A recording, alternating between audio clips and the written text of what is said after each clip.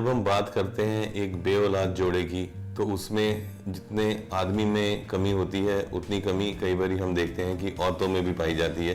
पहले ये कहा जाता था कि सिर्फ औरत ही जिम्मेवार है एक बेऔलादपन की प्रॉब्लम के लिए, बट ऐसा देखा गया है कि 40% लोगों में औरतों के कारण बेऔलाद की प्रॉब्लम होती है, बेऔलादपन की समस्या होती है।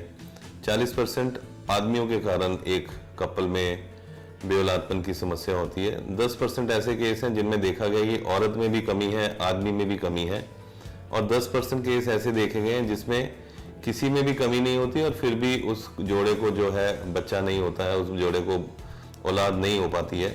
सो सबसे पहले हम ये देखते हैं कि औरतों में ऐसे कौन से कारण हो सकते हैं जिसके कारण उनको बच्चा नहीं हो पा रहा है।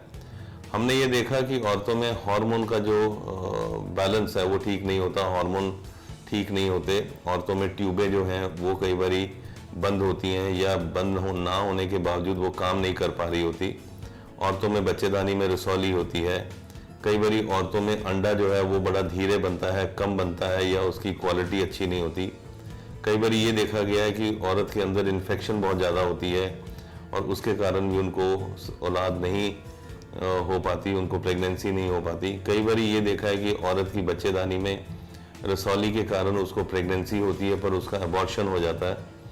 कई बारी हमने ये भी देखा है कि औरतों का जो एग है वो अपने टाइम पे नहीं बनता, उसके कारण भी उनको प्रॉब्लम होती है। कश्मीर में ज़्यादातर ये देखने को आया है कि लोग बहुत देर देर तक अपनी दवाइयाँ खाते रहते हैं। अंडा बनने की दवाई कम से कम, कई लोगों, मैंने ऐसा भी देखा है कि कई लेडीज़ ने, कई औरतों ने 2-2 साल, 3-3 साल अपनी दवाइयाँ खाई हैं अंडा बनने की। उससे जो उनकी एग बनने की कैपेसिटी है, जो अंडा बनने की ताकत है, वो बिल्कुल ख़त्म हो जाती है, बिल्कुल कम हो जाती है। कई बार ऐसा भी देखा है हम लोगों ने कि कश्मीर में लेडीज़ की ट्यूबें जो हैं उनको 3-3, 4-4 बारी चेक कर लिया जाता है और चेक करने के बाद फिर ये देखा जाता है कि वो खुली हैं। फिर उनको अंडा बनने की दवाई देते हैं। डिफरेंट जगह पे जाके वो अपना इलाज कराने की कोशिश करते हैं, जो हर एक कपल को करना भी चाहिए। पर उनको ये समझ लेना चाहिए कि जो अंडा बनने की दवाई है उसको एक औरत अपनी ज़िंदगी में 6 महीने से ज़्यादा नहीं खा सकती या उसको नहीं खाना चाहिए, जिससे कि बहुत सारी और प्रॉब्लम्स भी उनको हो सकती हैं। सो ऐसी लेडीज़ में जिन्होंने अपना अंडा बनने की दवाई जो है वो 6 महीने खा ली हो, उनको दोबारा ये दवाई का इस्तेमाल नहीं करना चाहिए।